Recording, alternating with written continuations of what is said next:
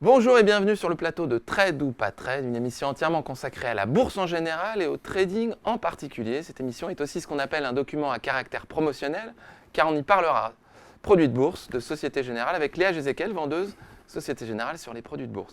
Alors vous l'avez compris, on parle trading avec des traders que je vais vous présenter maintenant. À ma gauche, Marc Daguerre, vous êtes responsable de DT Expert, un bureau d'analyse sur l'analyse technique et les produits dérivés. Merci d'être avec nous, Marc. Bonjour Thibaut. Jean-Louis, formateur, trader, responsable de Perceval Finance. Merci d'être avec nous, Jean-Louis. Bonjour. Bienvenue sur le plateau. André Malpel, vous êtes trader pour compte propre. Vous êtes aussi responsable de l'agence IAT, qui organise le salon de l'analyse technique, le salon du trading. Merci de nous rejoindre sur ce plateau, André. C'est avec plaisir qu'on vous reçoit. Avec au menu cette semaine dans l'émission, alors Alphabet, STM, CAC 40, LVMH, Ibex et Derichebourg. Alors c'est parti. Avec la première rubrique, on refait la semaine.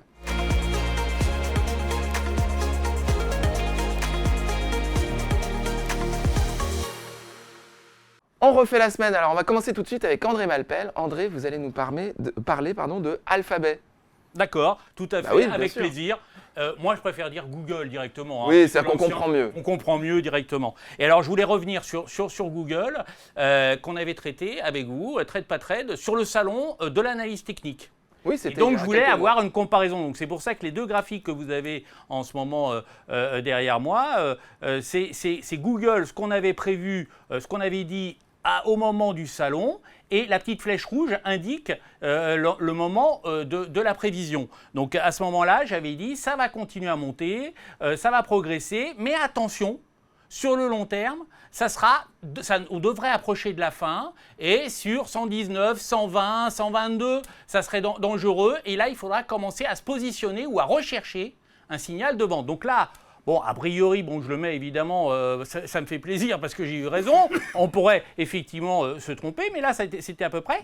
Et je voulais aussi, alors donc, j'aurais plutôt favorable à commencer à rechercher sur Google des positions à shorter, intervenir à la baisse. Vous nous rappelez un petit peu les prévisions que vous aviez faites, c'est-à-dire que vous aviez anticipé un dépassement de... C'est ça, j'avais un dépassement de la résistance, le remonter, là où il y a la flèche rouge, c'est là où se trouvait exactement Google ou Alphabet à ce moment-là, et j'avais donné, il y a eu une grosse accélération derrière, c'est monté, et maintenant ça stationne. Alors vous voyez, j'ai mis le Y, c'est pour ceux qui sont férus de vagues d'Elliott, c'est une correction un peu complexe. Donc ce qu'on appelle une correction complexe, mais comme une ABC ou comme... Et donc, on voit qu'il arrive et un petit peu au-dessus de la prévision. Il a dépassé un petit peu, mais si peu. Et maintenant, il stationne. Donc on va attendre qu'il réaccélère à la baisse pour vraiment se positionner. Il faudra, comme d'habitude, comme j'avais insisté à cette époque-là, sur le volume qu'il faudra vraiment regarder. Donc il faudrait que ça baisse, que ça casse les anciens supports. Il y avait différents supports. Vous pouvez casser aux alentours des 102, des 108. Ensuite, 108, c'est l'alerte. Donc si on dépasse à la baisse... Si on baisse 108, c'est bon, ça va dans le scénario. Et donc là, clair. de toute façon, il y a un vide de liquidité, donc il va forcément redescendre. Un peu d'ailleurs comme toutes les valeurs du Nasdaq. Mais à ce sujet, je voulais juste reprendre quelque chose. Oui, bien sûr. C'était que Franck Morel avait lui proposé Microsoft.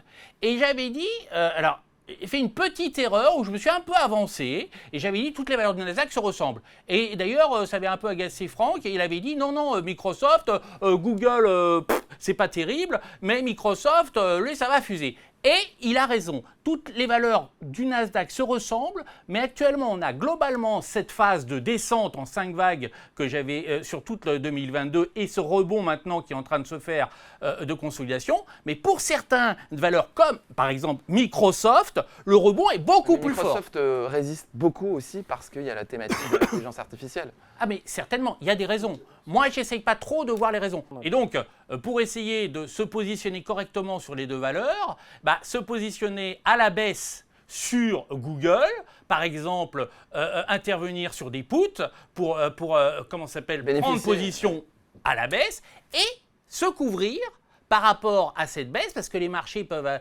agir dans les deux sens, et sur Microsoft, essayer de se positionner à l'achat pour intervenir plutôt à la hausse et couvrir les deux positions. Très bien, stratégie long short, on l'avait évoqué la semaine dernière, il y a 15 jours.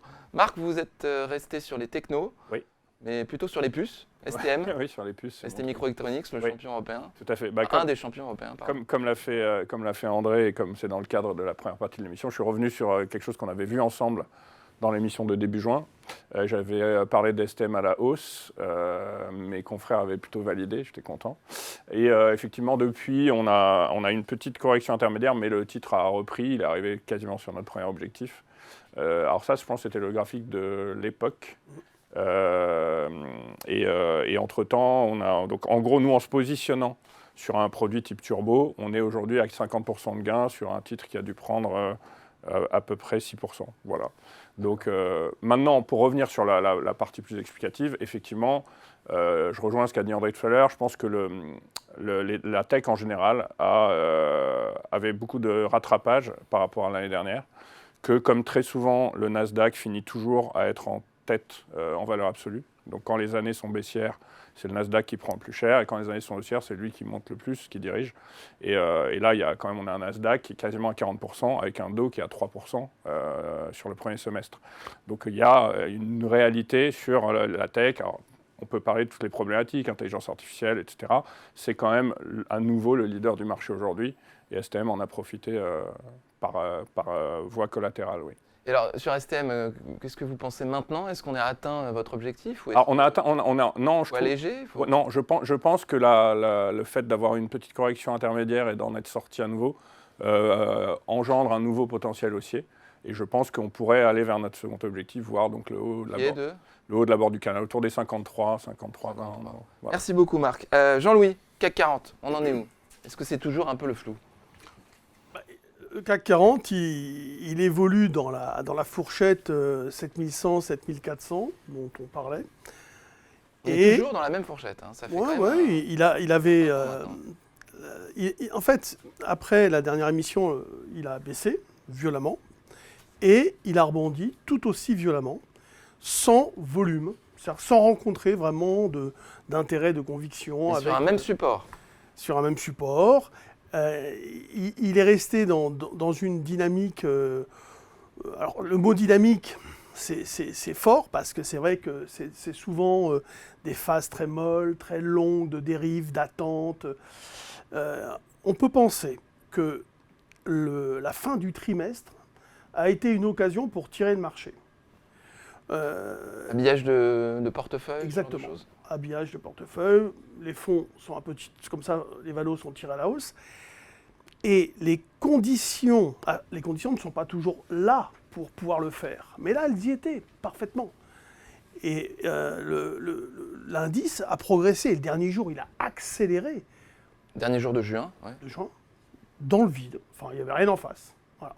Pas de volume, mais... Donc se pose la question toujours du relais.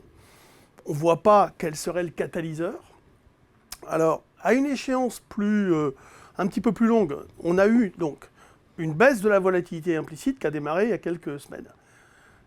Aujourd'hui, cette volatilité implicite, elle est à 11. On ne peut pas parler encore de complaisance. C'est bas quand même.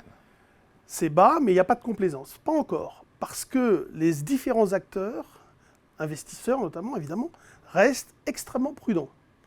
Donc ils ont beaucoup de liquidités, ils ont bien perçu les différentes menaces, notamment, par exemple, pour l'Europe, est-ce que les hausses des taux ne vont pas finir par casser la dynamique économique?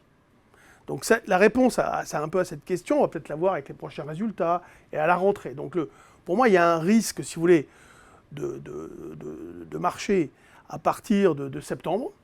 À court terme, on peut considérer que le marché peut encore évoluer entre les mêmes limites sans donner d'indication directionnelle forte. Donc toujours monter des stratégies basées sur 7004, 7100 par exemple. Pas de raison de changer. Le niveau de retournement à la baisse 7030, vous voyez, c'est juste en dessous des derniers plus bas, ce que j'avais annoncé il y a déjà bien avant même le premier plus bas. Eh bien, il prend toute sa signification, toute son importance, puisqu'on pourrait se dire, bah oui, en effet, ça serait la rupture de la zone basse. Donc tant qu'on est au-dessus de ça, je vais plutôt avoir l'idée d'aller chercher des achats. Comme les marchés sont sur un point haut, celui qui veut vendre peut très bien se couvrir en achetant des options d'achat. et en vendant le contrat indice, par exemple. Pourquoi pas? Parce que la couverture n'est pas chère à 11 de volatilité implicite. Donc ça, c'est des choses qui peuvent être mises en place. C'est pas spéculatif, c'est pas très risqué. C'est vraiment quelque chose que l'on peut faire dans la longueur. On fait donc ça là, on est quand même au milieu de 5, la 6, résistance 10 et du jours, 15 support jours. que vous avez défini sur le graphique.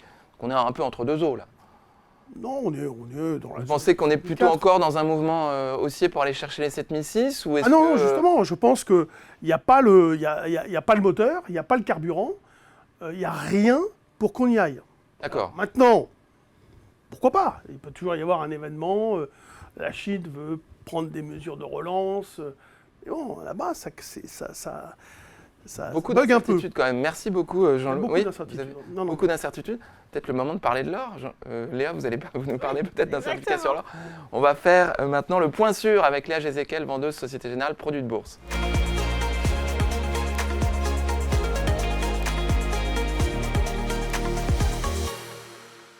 Le point sûr, l'or. Oui, Valeur effectivement, refuge. voilà, on parle d'incertitude, la transition est toute trouvée vers une valeur refuge qu'est l'or. Alors pourquoi on parle de l'or aujourd'hui? C'est parce que Société Générale Produits de Bourse vient d'émettre un produit tracker 100% sur l'or. Alors un tracker 100% c'est quoi? C'est un produit d'indexation qui est vraiment assez aisé à comprendre puisque le but de ces produits est tout simplement de répliquer les variations de l'actif sous-jacent aux frais de gestion prêts, mais sans effet de levier ou sans formule de paiement in fine complexe. On est vraiment sur de la réplication et donc l'intérêt de ces produits, c'est de pouvoir en tant que particulier investir via un produit coté en euros en bourse et via son compte titre sur un actif qui finalement n'est pas si aisé que ça à acheter quand on est un particulier. Donc ces produits, en plus d'être accessibles via votre compte titre, ils sont aussi négociables de 8h jusqu'à 22h chez Boursorama, qui dans le cadre de son offre Bourso Markets propose l'échange de ces produits sans frais de courtage. Voilà, donc c'est un élément de négociation important à connaître. Donc ces trackers 100% qui répliquent les variations de l'actif sous-jacent, ils existent sur plein de sous-jacents différents, que ce soit des indices thématiques, du pétrole, mais aussi de l'or. Et jusque-là, on avait des produits qui étaient sur le futur sur l'or. Le contrat à terme. Voilà, exactement, on va en parler un petit peu plus tard. Et maintenant, il y a ce nouveau produit qui est sur l'or spot. Alors, qu'est-ce que l'or spot? Parce que finalement, l'or, c'est très facile à visualiser. Pour le coup, il y a des sous-jacents qui sont un peu compliqués à appréhender pour les particuliers. L'or, c'est vraiment ce qu'il y a de plus simple à comprendre, mais ça masque une réalité qui est un petit peu différente puisque la valorisation, le prix de l'or en tant que tel est très complexe, lui, à appréhender. Pourquoi? Il y a deux grandes catégories de prix sur l'or. Il y a ce qu'on appelle l'or spot ou l'or au comptant qui est le cours de l'or au moment T, et il y a l'or futur qui est le prix du contrat à terme dans le futur. Donc à quel cours on va échanger l'or finalement dans un moment.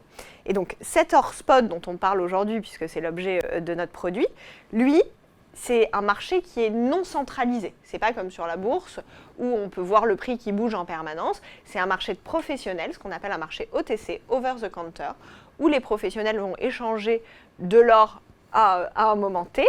Et en fait, ce cours va permettre de déterminer le cours de l'or. Mais comme le marché n'est pas centralisé, vous avez plusieurs cours de l'or spot, notamment le LBMA, qui est le London Bullion Market Association. C'est un peu la référence en Europe pour le cours de l'or même mondial. Donc nous, c'est ce cours-là dont on se sert pour faire notre produit sur l'or spot, l'or à l'instant T. Mais vous avez aussi d'autres bourses comme le Tocom à Tokyo ou le Comex à New York qui permettent de déterminer plusieurs cours spot de l'or et c'est une agrégation de ces cours qui va donner le cours spot que vous pouvez voir sur n'importe quel média financier finalement. En plus de ça, vous avez aussi des fixings qui vont être faits 2 fois par jour sur l'or et finalement on se rend compte que le cours de l'or spot évolue quand même assez peu autour de ces fixings. Donc les fixings ont aussi leur importance. Le fixing, c'est le moment où il y a beaucoup d'échanges, c'est ça? C'est le moment où en fait on va faire comme une enchère sur le cours de l'or et on va dire bah tiens le fixing le matin c'est ça, le fixing l'après-midi c'est ça et ça donne vraiment des points de relais. Il faut savoir que depuis 2014 l'or physique n'est plus coté en France et que les contrats pour le coup à terme, ce qu'on se disait tout à l'heure, à quel cours on va échanger l'or dans le futur, eux c'est sur une place qui est plus centralisée. Il y a une anecdote d'ailleurs sur l'interdiction des échanges sur l'or en 1974, parce que c'est le gouvernement de l'époque qui voyait en l'or de la concurrence pour les émissions d'obligations d'État. Ah. Donc ils avaient arrêté d'autoriser les échanges sur l'or parce qu'ils y voyaient un instrument très concurrent pour les obligations d'État. À l'époque, on commençait à émettre beaucoup d'obligations lors de la crise pétrolière. Merci Léa pour ce point sur l'or. On rappelle que ces produits, les certificats à 100% sur l'or, présentent un risque de capital en cours de vie ou à l'échéance. Oui, effectivement, il y a un Ça risque bouge, de ça peut aller à perte la du hausse, à la capital baisse, si jamais vous êtes si dans le l'or bon se sens. crache, Voilà. c'est terminé. Merci beaucoup. On va passer maintenant à la rubrique le coup de cœur des traders.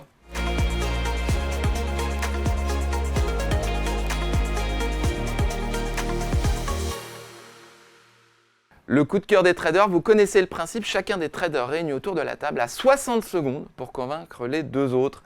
Et les deux autres chargent à eux de déterminer s'il y a trade ou pas trade. Ils disposent d'une petite raquette de ping-pong, rouge ou verte, pour déterminer s'il y a trade ou pas trade. Alors on va commencer avec André. André, 60 secondes, on est très discipliné, très attentif, vous ne dépasserez pas les 60 secondes. Je sais que ça va être difficile pour vous. Oui. Vous allez nous parler de LVMH. Est-ce que le chrono est présent derrière moi? C'est parti, 3, 2, 1. André, allez-y. Alors, LVMH, d'abord parce que, je vais le dire tout de suite, j'adore Bernard Arnault et que j'apprécie et que j'estime beaucoup. Donc, évidemment, LVMH, mais LVMH, c'est solide. On a ça en France, il faut s'en servir. Alors, LVMH avait fait une position, avait consolidé sur un peu au-dessus des 790 et donc là, il est en train de repartir à la hausse. On voit différents éléments, on voit des divergences. Alors, en jaune, sur le graphique, on voit une divergence qu'on appelle une divergence cachée ou plutôt que moi, je préfère appeler avec mes élèves à Dauphine, une divergence de continuation haussière. Donc, vous étudierez ça sur Google, etc. Et donc, ça, c'est très favorable pour essayer de se positionner à la hausse. Donc, il y a différents, il y a l'ADX qui est très bas, on attendra que le volume pour essayer de prendre position à la hausse. Parfait, vous êtes très discipliné, vous avez arrêté juste avant le gong, on va dire. Alors, messieurs, Marc, Jean-Louis, trade ou pas trade? Nous avons un petit peu de contradiction, c'est bien ça. On va commencer par Jean-Louis, allez-y. Alors, en fait, je considère que la valeur en elle-même, surtout à 854, elle était un peu plus basse à l'époque, n'offre pas un potentiel extraordinaire, et surtout, il est lié, ce potentiel, au flux qu'il y aura sur l'Eurostock, bien sûr, parce que c'est là où tout se passe, mais on va dire sur le CAC 40. Donc si je pense que le CAC est topiche, c'est-à-dire que son potentiel... Topiche, ça veut dire quoi, topiche? Que le potentiel est épuisé, on va dire. Ouais. Faute de carburant. Je ne vais pas investir sur LVMH, sec, comme ça. Sans couverture, en fait. Sans couverture. Parce que moi, si vous voulez, la couverture, c'était Kering, quelque part. Ouais. Vous voyez, c'est Stratégie long short. long short. Voilà. Mais c'est vrai qu'LVMH a évidemment de très bons fondamentaux. C'est uniquement parce que je ne souhaite pas investir sur les niveaux de prix actuels à la hausse. Et je préfère donc attendre que le marché envoie des signaux puissants. Et il n'en envoie pas. Donc, je ne fais pas. Très bien. Marc, LVMH, vous supportez cette Oui, idée? oui. J'allais dire, c'est pas difficile de Modèle. supporter LVMH. Alors moi, j'y reviendrai tout à l'heure parce que j'ai sélectionné un indice dans mon coup de cœur. Forcément, LVMH, indice, ça va être relativement lié vu qu'on connaît le poids de LVMH dans le CAC aujourd'hui. LVMH fait partie des valeurs où je me dis à chaque fois qu'il y a eu des phases de correction, on a de très très très fortes chances d'avoir intérêt à se positionner à la hausse. C'est quasiment à tous les coups. Il y a eu peut-être une ou deux phases où la correction est un peu plus majeure. Il n'y a quasiment aucun trend baissier sur une valeur comme ça. Donc LVMH et Hermès, pour moi, c'est deux valeurs sur lesquelles on peut profiter de chaque phase de correction pour revenir à la hausse avec de fortes chances d'avoir raison dans un marché très solide et très résilient aussi finalement. Très bien. Droit de réponse? Droit de réponse, d'abord, je suis un peu d'accord avec Jean-Louis, le potentiel n'est pas gigantesque. Je donne d'abord atteindre le point haut précédent, c'est-à-dire aux alentours des 920, et après, la hausse pourrait se poursuivre un peu vers les 1000, 1100. Un peu plus haut, bien sûr, c'est un peu plus haut. Mais d'abord, voyons ce qu'il fait à 920. On voit, j'aime bien insister sur l'ADX, qui permet c'est un indicateur qui permet de regarder si le marché consolide ou si le marché est en tendance. On voit qu'il a très fortement consolidé. Nous expliquons. Pardon, vous nous expliquez en 2 mots ce que c'est que l'ADX? Comment il est construit? L'ADX, il prend à la fois les forces haussières contre les forces baissières et il essaye de regarder si c'est en consolidation ou en tendance. Quand il monte, ça ne veut pas dire que c'est haussier, ça veut dire que c'est en tendance. C'est-à-dire que le marché est en train de suivre une tendance. Là, on voit qu'il est très bas, qu'il a consolidé pendant un long moment, j'ai mis les petites flèches, et donc là, il est proche de repartir fortement à la hausse. C'est comme un coup d'accélérateur, ça avance, vous. Et donc là, il a fait une phase de consolidation, il est revenu sur le point, ce qu'on appelle le point de contrôle précédent de la phase de consolidation. Donc maintenant, il devrait normalement, alors j'insiste toujours, avec du volume, en cassant les niveaux, effectivement, poursuivre sa hausse. Merci André. L'ADX, Dernier mot. en fait, c'est un calcul mathématique versus ce qu'on fait souvent très rapidement, c'est-à-dire une interprétation d'une figure chartiste. Vous voyez, voilà, c'est calcul mathématique et figure chartiste. Merci pour ces précisions. Marc, c'est à vous. Vous avez choisi l'IBEX, donc c'est l'indice pilote des valeurs espagnoles. Oui. On met le chrono, c'est parti. 3, 2, 1. Marc, à vous. Oui, donc j'ai choisi l'IBEX. Alors d'abord, on va le mettre dans une conjoncture globale. L'IBEX, c'est un indice européen. Comme vous l'avez dit, c'est le petit cousin du CAC 40 en Espagne. Donc globalement, les indices évoluent plus ou moins dans la même tendance. Mais attention, je dis bien globalement, on ne va pas calquer l'indice de l'IBEX sur le FTSE MIB, sur le CAC et sur le DAX. Techniquement, c'est propre pour moi. Il y a surtout une sortie de triangle. Pour moi, les sorties de triangle, c'est quand même très fort. Ça a des taux de réussite qui sont entre 7 et 8 fois sur 10. Donc sortie de triangle dit potentiel haussier. Pas forcément potentiel énorme, mais un retour sur le plus haut. L'IBEX est encore un peu en dessous de ses plus hauts par rapport à ses confrères.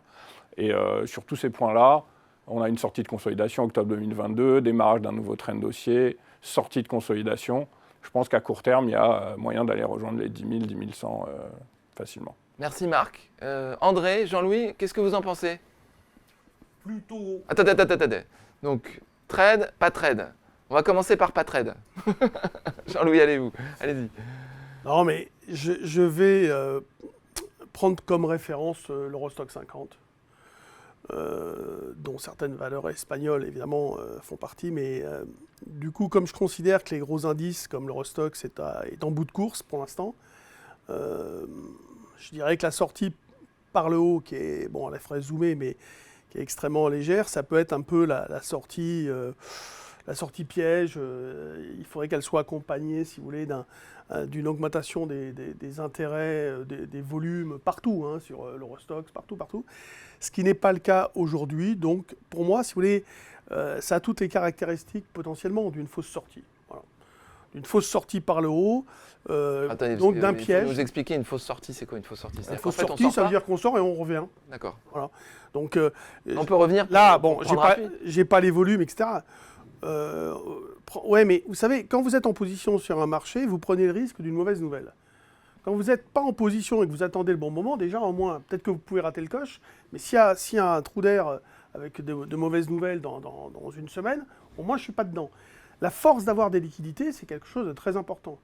On est acteur potentiel, c'est puissant. Dès qu'on est investi, on subit les aléas des news flow. Ouais, attention, etc. ce raisonnement conduit à ne jamais Pas du fouiller, tout. finalement. Mais je veux dire par là qu'il y a des situations extrêmement claires où les probabilités de gains sont fortes, parce que la bourse, ce n'est pas une science exacte. Donc, à chaque fois que l'on fait un investissement, bah oui, on peut gagner, oui, on peut perdre, évidemment. Et on peut passer par des phases désagréables. Et la phase d'attente d'une perte temporaire, bah, ce n'est pas forcément agréable. Et donc, si vous voulez, je trouve qu'il y a peut-être mieux à faire ailleurs. Et donc là, ça ne mérite pas un discours comme ça, mais ce n'est pas une occasion qui me paraît exceptionnelle. Très bien. C'est tout simplement ça. Merci beaucoup, Jean-Louis. André, vous soutenez? Moi, je suis plutôt d'accord avec Marc, mais ce qui est amusant, c'est que j'ai à peu près les mêmes arguments que Jean-Louis, sauf que je pense que c'est plutôt haussier. Donc, effectivement, le seul reproche qu'on pourrait faire à Marc, c'est qu'on n'a pas le volume. Alors, moi, j'insiste toujours sur le volume, le volume. Et je répète encore le volume. Mais, et donc, on ne l'a pas sur le graphique. Donc, c'est difficile à évaluer. Pardon. La rupture, est-ce que c'est une fausse rupture ou une juste rupture? Il faudrait voir le volume. S'il n'y a pas de volume, c'est sans doute une fausse rupture.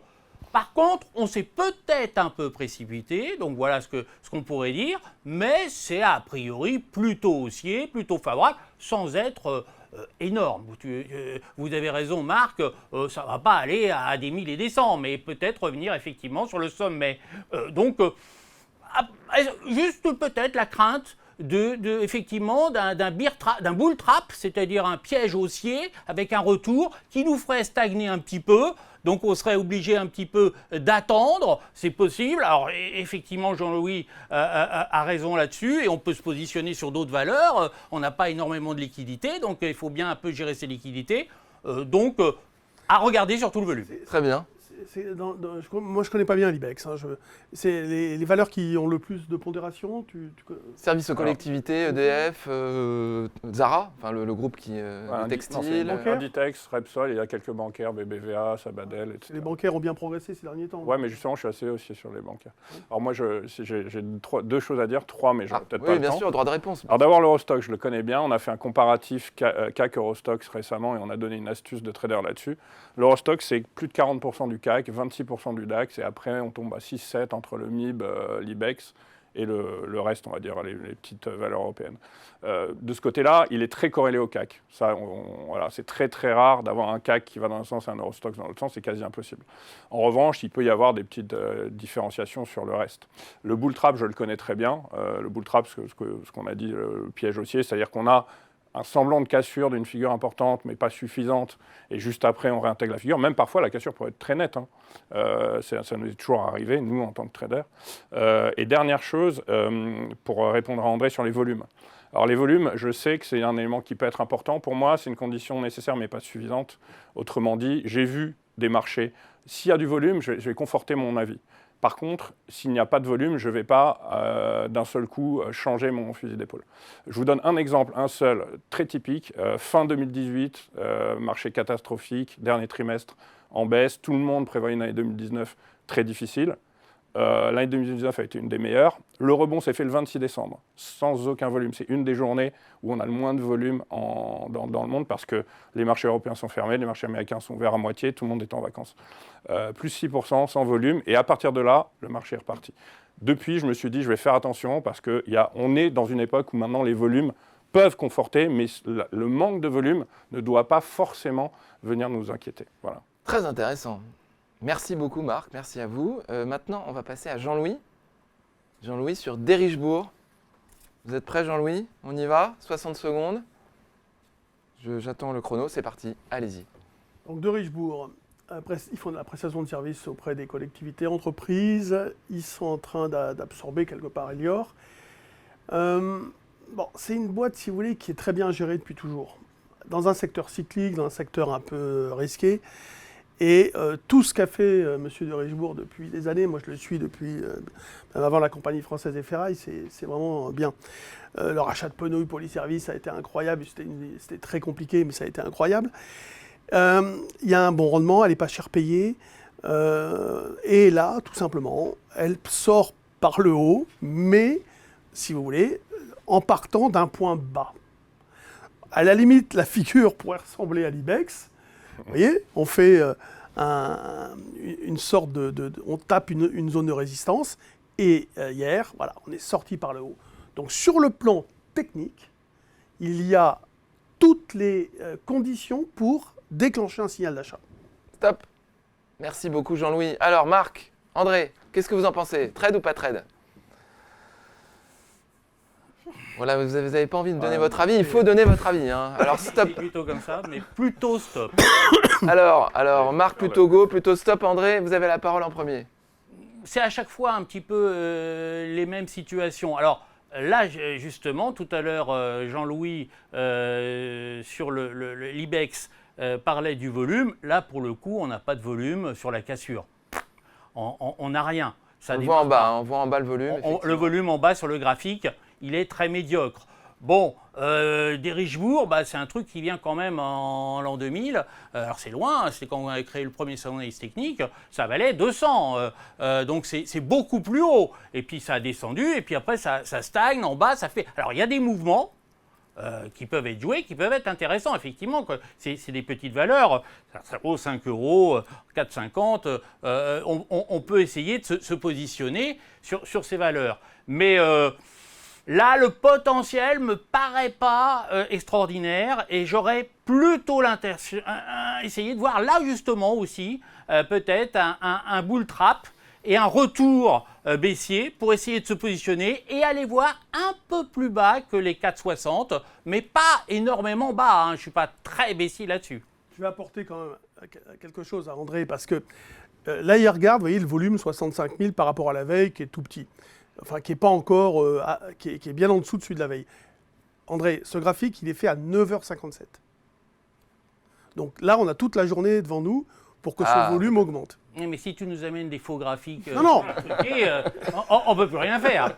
C'est le graphique du moment où je l'ai fait, donc c'est pour ça que Merci pour cette je vous précision. informe, 9h57. Donc, prudence volume. sur l'interprétation graphique du volume présent ici. Il est Marc, en cours vous d'augmentation. étiez d'accord avec Jean-Louis? J'étais hésitant. Vous étiez hésitant. Il a fallu se prononcer. Ouais, alors oui, parce que j'ai du pour et du contre. Je vous ai un peu forcé la main. Un petit peu. Alors déjà, avant, en parenthèse, je voudrais louer la fidélité de Jean-Louis, parce que je me souviens d'une émission qu'on a faite ensemble il y a un moment, et il avait parlé de Derichebourg exactement avec la même emphase. Et je sais que c'est une boîte qu'il aime bien et je trouve ça bien d'avoir ces convictions-là. Maintenant, techniquement, je suis très mitigé. Il y a du plus dans ce qu'il a dit. En tout cas, ce qui est certain, c'est que je serai d'accord à court terme, mais pas à long terme. Voilà. Je n'ai pas une valeur que je vais acheter sur du long terme. Aujourd'hui, moi, je la connais sur un graphique weekly. On a un canal baissier encore très fort. Très très fort, il est très beau d'ailleurs le canal baissier, parce qu'on a beaucoup de points de contact en haut et en bas. En revanche, ici, j'aurais bien aimé voir l'oblique qui passe par les plus hauts, voir où est-ce qu'on en est à peu près. Je pense c'est pour ça que j'ai été très hésitant, il y a quelques éléments dont a parlé Jean-Louis qui sont positifs sur le court terme, et d'autres qui pourraient appeler un peu à la prudence. C'est pour ça que j'ai eu du mal à me prononcer, et en tout cas, ce n'est pas une valeur vers laquelle j'irai aveuglément facilement. Donc finalement, vous avez dit trade, mais elle n'est pas forcément. Non, parce que à court terme. Ouais, à court terme, c'est possible qu'on aille taper les 5,5, 5,6. Jean-Louis, petits éléments complémentaires peut-être? Si on fait abstraction du nom de la valeur, on dit que c'est une valeur X. J'aimerais bien connaître l'avis à ce moment-là des analystes techniques. C'est-à-dire que c'est ça la difficulté, c'est faire abstraction du côté un peu émotionnel. Je connais Derichebourg, c'est une valeur très cyclique. Non, mais d'accord, on sait tout ça. Ce qui compte, c'est que donnent les prix. En fait, si vous voulez, il est toujours compliqué pour l'humain de se détacher de l'émotionnel. Et les prix, les fixings dont on parlait tout à l'heure, qui légitiment les prix puisqu'ils concentrent des intérêts, les prix nous donnent la tendance et on ne cote pas un prix pour rien. Il y a des règles de fonctionnement, etc. Donc là, en l'occurrence, tout le côté technique dit achat. Alors en effet, ça peut ne pas fonctionner, ça peut durer, mais ça c'est comme dans toute circonstance. J'essaye de trouver des valeurs qui sont sur des points plutôt bas, parce que c'est toujours pareil. C'est bien beau de dire on achète un marché qui est au plus haut, mais c'est psychologiquement aussi là, c'est compliqué pour l'investisseur. Donc là, c'est une valeur qui est capitalisée, je crois, à peu près 6 fois les bénéfices. Il y a des bonnes perspectives. Il y a à la tête de Derichebourg quelqu'un qui est vraiment compétent. Et donc voilà, on oublie le mot Derichebourg et graphiquement c'est acheteur. Juste un mot. Un mot. Je n'ai pas la même stratégie que Jean-Louis. Je suis désolé, excuse-moi, là, je vais vous contredire, Jean-Louis. Je n'essaye pas d'acheter les plus bas et je n'essaye pas de vendre les plus hauts. Non, le plus bas, il le donnait comme un argument complémentaire. Vous avez dit, je recherche des valeurs plus basses. Moi non. Là, par exemple, le gros défaut, et Marc a mis le doigt dessus, c'est que la tendance moyen terme, on va dire, parce qu'il faudrait regarder d'autres graphiques, elle est plutôt baissière. Et on ne l'a pas cassée. Merci. Donc c'est précipité un petit peu trop. Voilà. À la décharge de Jean-Louis, c'est pas le fondement de sa stratégie. C'était un des arguments complémentaires. Et surtout, là, elle est au plus haut depuis un mois. C'est-à-dire qu'elle est en train de se retourner. L'idée, c'est de trouver des valeurs qui sont en train de faire ça. Merci beaucoup, messieurs. On va passer à la rubrique À vos marques, le quiz.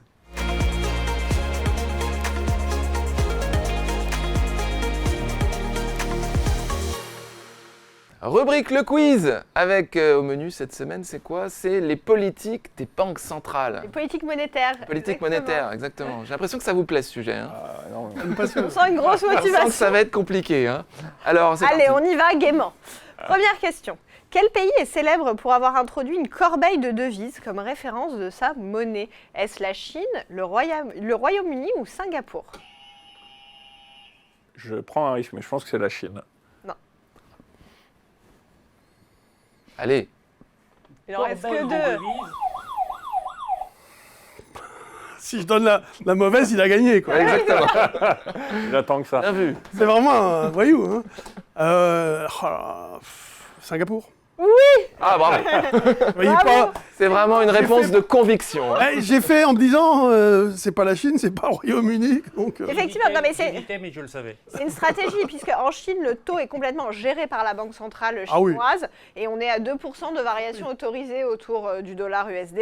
Au Royaume-Uni, c'est un régime flottant complet du sterling, donc c'est l'offre et la demande qui vont déterminer le prix du sterling. Par contre, à Singapour, c'est une corbeille de devises. Alors, qu'est-ce qu'une corbeille de devises, vous allez me demander? En fait, c'est un groupe de devises qui va être utilisé dans le but de gérer le taux de change d'une seule. Donc, de manière extrêmement synthétique, ça permet en fait à Singapour de ne pas être en risque contre une seule monnaie, mais au contraire d'être évalué par rapport à un panier de monnaie. Ce panier de monnaie étant les pays avec lesquels Singapour échange le plus. Et donc, la Banque centrale de Singapour va avoir le droit de fixer un range de fluctuation autour de ses monnaies partenaires. Donc le risque en fait d'être évalué contre une seule monnaie est dilué quand on est face à un panier de monnaie. C'est un petit peu plus balancé, diversifié. En fait. Très intéressant. 1 point pour Jean-Louis, 0 pour Marc, 0 pour André. Deuxième question. Deuxième question. Dans quel pays et en quelle année a eu lieu l'hyperinflation la plus sévère jamais enregistrée? Est-ce au Zimbabwe en 2008, en Hongrie en 1946 ou au Brésil en 1990? Brésil. Hongrie. Bravo André, Ouais. effectivement. J'allais dire Stéphanie de Monaco, mais non, c'est Hongrie. C'est la Hongrie en 1946, pire crise inflationniste de l'histoire à cause de l'impression excessive de billets que la Hongrie a mis en place Ouais, c'est vrai, après j'en- la Deuxième Guerre mondiale. Ça a vraiment fait beaucoup parler à l'époque dans la presse, c'est un peu un cas d'école. On a noté des augmentations de prix sur une journée qui allaient jusqu'à 150%. Donc c'est vraiment massif et pour y mettre fin, il n'y a pas eu d'autre solution que de créer complètement une nouvelle monnaie, le florin, en août 1946. 1 point pour André, 1 point pour Jean-Louis, 0 pour Marc. Juste une point, ça n'a pas été plus fort en Allemagne au moment de pareil. l'Allemagne de Wehrmacht. Non, C'était 150% en Non, une 150% journée, c'est beaucoup. ils des étaient avec les pics, brouettes de marque. peut-être plus médiatisé. Du fait Troisième que- question. Troisième question, qu'est-ce que la théorie de la neutralité monétaire? S'agit-il de l'idée que finalement l'offre de monnaie n'a aucun effet sur l'économie réelle? L'idée comme quoi l'offre de monnaie doit être constante pour éviter l'inflation? Ou l'idée que l'offre de monnaie doit être augmentée pour stimuler l'économie? Dis donc, Vous pouvez buzzer. vous y allez. Les gens ne dansent plus. Ah, c'est Marc, je crois. Je vais tenter la 1. Oui, J'aurais c'est ça, fait. effectivement. Bravo. Ah ouais.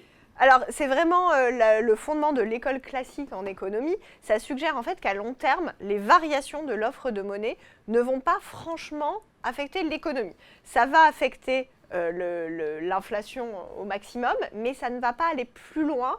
Ça ne va pas permettre de stimuler l'économie, ça ne va pas changer le PIB, la consommation. Ça va vraiment être quelque chose qui ne va pas énormément faire bouger les vraies variables de l'économie, d'où cette idée de neutralité monétaire. Et ça vient complètement à l'opposé de ce que la théorie keynésienne défendra après, où au contraire, on peut avoir un impact sur l'économie réelle grâce à des politiques monétaires. On apprend beaucoup de choses aujourd'hui. Égalité parfaite entre nos candidats. 4e question. Quatrième question. Quelle banque centrale a mis en œuvre pour la première fois une politique de taux d'intérêt négatif? S'agit-il de la Fed aux États-Unis, de la Banque du Japon ou de la Banque de Suède? Éliminé. Il reste Jean-Louis. Vas-y, allez-y Jean-Louis, On Ah n'a non. pas attendu. vous avez une autoroute. Ah non. Ah merde. Pardon. Mince. L'autoroute. J'appuie? Oui. Oh non, ça sonne trop longtemps. Bon, oui, je peux plus. Ça Il arrête s'agit d'avoir la bonne réponse quand même. Bah ouais, parce on remet le que compte. Oh Compteur à non, zéro. Jean-Louis. j'aurais dit la Banque du Japon. Non. Marc? Suède. Oui, effectivement. Ah, je sais. La Riksbank, et non la Riskbank, fixe des taux sur les dépôts à moins 0,25% en 2009 et on va sortir de cette ère de taux négatifs en Ah, ça me donne pas, 2019. la Suède, ouais. Il faut savoir que la banque centrale de Suède, c'est la plus vieille banque centrale au monde et que l'idée derrière ça, en fait, c'était de dissuader les acteurs de l'économie de déposer leurs dépôts pour plutôt investir sur les marchés et investir pour financer l'économie. Alors la Fed n'a jamais eu une politique de taux d'intérêt négative et au Japon, effectivement, ça l'a été à partir de 2016, mais ça n'a pas été la première. J'aurais dit Japon comme vous, Jean-Louis. 2 points pour Marc, 1 point pour Jean-Louis, 1 point pour André. Dernière question. Numéro 5. Qu'est-ce que la trappe à liquidité? On parlait de bull trap tout à l'heure, là c'est la trappe à liquidité. Est-ce une situation dans laquelle la demande de monnaie est si élevée que la politique monétaire ne sera pas efficace? Est-ce une situation dans laquelle les taux d'intérêt sont si bas que la politique monétaire n'est plus efficace? Ou une situation dans laquelle l'inflation est si forte que toute politique monétaire devient inefficace? Aujourd'hui, nos candidats sont extrêmement sérieux. Jean-Louis. Une. La 2. Oui, avec beaucoup de conviction. Ouais. Effectivement, Non, alors ouais. là, c'est vraiment la théorie keynésienne, c'est que les taux sont si bas que finalement, il y a un niveau absolu de taux en dessous duquel les gens préfèrent garder leur liquidité plutôt que de détenir de la dette. C'est la thésaurisation de la monnaie. Et une fois que ce niveau est atteint, la Banque centrale se retrouve vraiment dans ce qu'on appelle une trappe, c'est-à-dire qu'il n'y a plus d'influence possible, qu'on est passé trop bas. Oui, voulais rajouter quelque deux choses à dire. Alors déjà, mon corps défendant, j'hésitais entre la 1 et la 2, donc il m'a aidé. Et ensuite, je voudrais féliciter Léa, parce qu'on ne se rend pas compte, mais elle invente des fausses réponses. Oh, jeune homme. Qui sont extrêmement Ouais, non, crédibles. non, mais c'est ça, quelque part, qui sont... Non, mais on ne se rend pas Ce compte, serait parce trop que nous- facile sinon. Voilà, oui, mais quand même. Bravo Léa.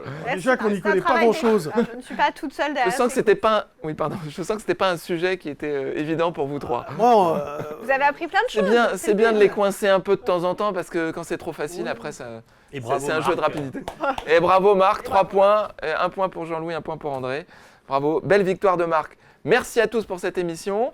Je vous encourage à cliquer sur j'aime, à vous abonner à la chaîne SG Bourse sur YouTube et à la prochaine fois.